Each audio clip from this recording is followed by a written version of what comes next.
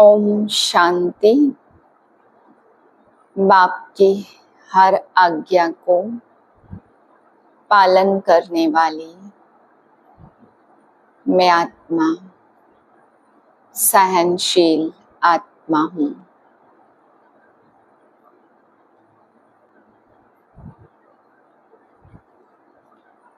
फरमानदार हूँ।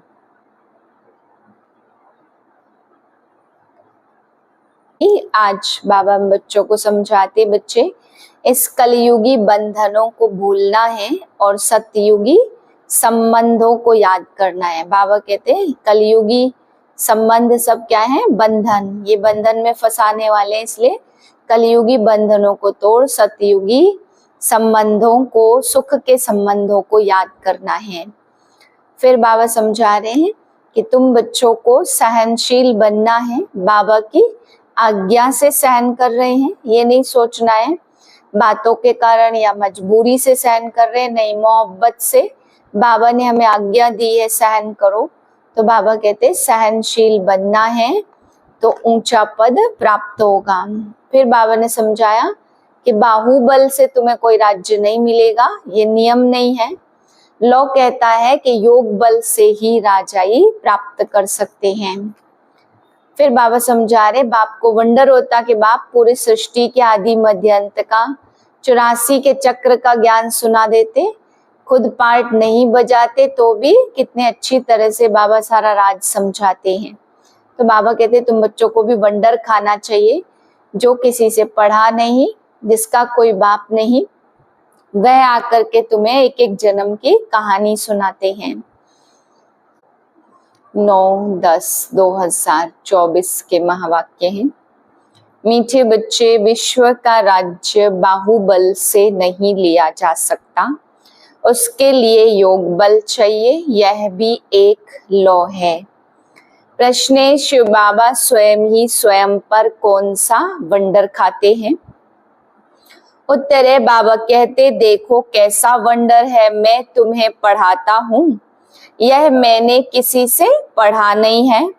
मेरा कोई बाप नहीं, मेरा कोई टीचर नहीं, मेरा कोई गुरु नहीं, मैं सृष्टि चक्र में पुनर्जन्म लेता नहीं, फिर भी तुम्हें सभी जन्मों की कहानी सुना देता हूँ। खुद 84 के चक्र में नहीं आता, लेकिन चक्र का ज्ञान बिल्कुल एक्यूरेट देता हूँ। ओम शांति। रूहानी बाप तुम बच्चों को स्वदर्शन चक्रधारी बनाते हैं, अर्थात तुम इस 84 के चक्र को जान जाते हो, आगे नहीं जानते थे, अभी बाप द्वारा तुमने जाना है। 84 के चक्र में तुम आते हो जरूर। तुम बच्चों को 84 के चक्र का नॉलेज देता हूँ, तो इससे समझ जाना चाहिए शिव बाप में सारा ज्ञान है। तुम जानते हो हम ब्राह्मण अभी स्वदर्शन चक्रधारी बनते हैं, बाबा नहीं बनते, फिर उनमें अनुभव कहाँ से आया? हमको तो अनुभव प्राप्त होता है, बाबा कहाँ से अनुभव लाते हैं? जो तुमको सुनाते हैं। प्रैक्टिकल अनुभव होना चाहिए ना। बाप कहते मुझे ज्ञान का सागर कहते हैं, परंतु मैं तो 84 के चक्र में आता नहीं हूँ, फिर मेरे में यह ज्ञान कहाँ से आया? टीचर पढ़ाते हैं तो जरूर खुद पढ़ा हुआ है ना। यह शिव बाबा कैसे पढ़ा? इनको कैसे 84 के चक्र का मालूम पड़ा, जबकि खुद 84 जन्मों में नहीं आता है? बाप बीज रूप होने के कारण जानते हैं, खुद 84 के चक्र में नहीं आते हैं, परंतु तुमको सब समझाते, यह भी कितना वंडर है। ऐसे भी नहीं बाप कोई शास्त्र आदि पढ़ा हुआ है, कहा जाता ड्रामानुसार उसमें यह नॉलेज नूधी हुई है जो तुमको सुनाते हैं, तो वंडरफुल टीचर हुआ ना। वंडर खाना चाहिए ना, इसलिए इनको बड़े बड़े नाम दिए हैं, ईश्वर, प्रभु, अंतर्यामी आदि आदि। तुम वंडर खाते हो, ईश्वर में यह सारी नॉलेज कैसे भरी हुई है? उनमें आई कहां से जो तुमको समझाते हैं? उनको तो कोई बाप भी नहीं जिससे जन्म लिया हो व समझा हो। तुम सब भाई भाई हो, वह एक कैसे तुम्हारा बाप बीज रूप है? कितनी नॉलेज बैठ बच्चों को सुनाते, कहते मैं 84 जन्म नहीं लेता, तुम लेते हो। तो जरूर प्रश्न उठेगा ना, बाबा आपको मालूम कैसे पड़ा? बाबा कहते बच्चे अनादि ड्रामा अनुसार मेरे में पहले से ही यह नॉलेज है जो तुमको पढ़ाता हूँ, इसलिए ही मुझे ऊंचते ऊंच भगवान कहा जाता। खुद चक्र में नहीं आते, परंतु उनमें सारी सृष्टि के आदि मध्य अंत की नॉलेज है। तो तुम बच्चों को कितनी खुशी होनी चाहिए। उनको 84 के चक्र की नॉलेज कहाँ से मिली? तुमको तो मिली बाप से। बाप में ओरिजिनली नॉलेज है, उनको कहा ही जाता नॉलेजफुल। कोई से पढ़ा भी नहीं है तो भी उनको ओरिजिनली मालूम है, इसलिए नॉलेजफुल कहा जाता। यह वंडर है ना, इसलिए यह ऊंचते ऊंच पढ़ाई गाई जाती। बच्चों को वंडर लगता है बाप पर, उनको क्यों नॉलेजफुल कहा जाता? एक तो यह समझने की बात है, और दूसरी फिर क्या बात है? यह चित्र तुम दिखाते हो तो कोई पूछेंगे कि ब्रह्मा में भी अपनी आत्मा होगी ना, और यह जो नारायण बनते हैं उनमें भी अपनी आत्मा होगी। दो आत्माएं हैं ना, एक ब्रह्मा एक नारायण की, परंतु विचार करेंगे तो यह कोई दो आत्माएं नहीं है, आत्मा एक ही है। यह एक सैंपल दिखाया जाता देवता का। यह ब्रह्मा सो विष्णु अर्थात नारायण बनते, इनको कहा जाता गुह्य बातें। बाप बहुत गुह्य नॉलेज सुनाते जो और कोई पढ़ा न सके सिवाय बाप के। तो ब्रह्मा और विष्णु की कोई दो आत्माएं नहीं है, वैसे ही सरस्वती और लक्ष्मी इन दोनों की दो आत्माएं हैं या एक? आत्मा एक है, शरीर दो है। यह सरस्वती ही फिर लक्ष्मी बनती, इसलिए एक आत्मा गिनी जाएगी। 84 जन्म एक ही आत्मा लेती, यह बड़ी समझ की बात है। ब्राह्मण सो देवता और देवता सो क्षत्रिय बनते। आत्मा एक शरीर छोड़ दूसरा लेती, आत्मा एक ही है। यह तो एक सैंपल दिखाया जाता कि कैसे ब्राह्मण सो देवता बनते। हम सो का अर्थ कितना अच्छा है, इनको कहा जाता गुह्य गुह्य बातें। इसमें भी पहले पहले तो यह समझ चाहिए कि हम एक बाप के बच्चे हैं। सभी आत्माएं असुल में परम धाम में रहने वाली हैं, यहाँ पार्ट बजाने आई हैं। यह खेल है। बाप तुमको इस खेल का समाचार बैठ सुनाते। बाप तो ओरिजिनली जानते ही हैं, उनको कोई ने भी सिखलाया नहीं है। इस 84 के चक्र को वही जानते जो इस समय तुमको सुनाते हैं। फिर तुम भूल जाते हो, फिर उनका शास्त्र कैसे बन सकता? बाप तो कोई शास्त्र पढ़ा हुआ तो है नहीं, फिर कैसे आकर नई नई बातें सुनाते।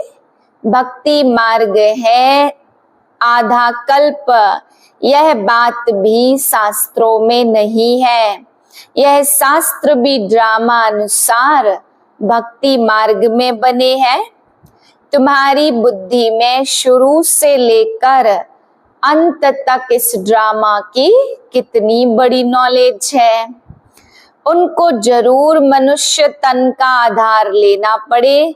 शिव बाबा इस ब्रह्मा तन में बैठ सृष्टि की नॉलेज सुनाते। मनुष्यों ने तो गपोड़े लगाकर सृष्टि की आयु कितनी लंबी कर दी है। नई दुनिया सो फिर पुरानी बनती। नई दुनिया को कहा जाता स्वर्ग और पुरानी को नरक।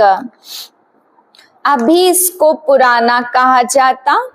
यह लक्ष्मी नारायण राज्य करेंगे। बाप समझाते नई दुनिया में नई दिल्ली होगी, उसको कहा जाएगा सतयुग। तुम इस सारे भारत में राज्य करेंगे। तुम्हारी गद्दी जमुना किनारे पर होगी। पिछाड़ी में रावण राज्य की गद्दी भी यहाँ ही है। राम राज्य की गद्दी भी यहाँ ही होगी। नाम देहली नहीं होगा, उसको परिस्तान कहा जाता। फिर जो जैसा राजा होता वह अपनी गद्दी का ऐसा नाम रखते। इस समय तुम सब पुरानी दुनिया में हो। नई दुनिया में जाने के लिए तुम पढ़ रहे हो। तुम जानते हो ऊंचते ऊंच बाप ने नीचे आकर राजयोग सिखाया। अभी तुम संगम पर, जबकि कलयुगी दुनिया खत्म होनी है। बाप ने इनका हिसाब भी बताया। मैं आता हूँ ब्रह्मा तन में, तो मनुष्यों को तो पता ही नहीं है कि ब्रह्मा कौन सा। सुना है प्रजापिता ब्रह्मा। तुम प्रजा हो ना ब्रह्मा की, इसलिए अपने को बीके कहलाते हो। वास्तव में शिव बाबा के बच्चे शिववंशी हो। जब निराकार आत्माएं हो, फिर साकार में प्रजापिता ब्रह्मा के बच्चे भाई बहन हो, और कोई संबंध है नहीं।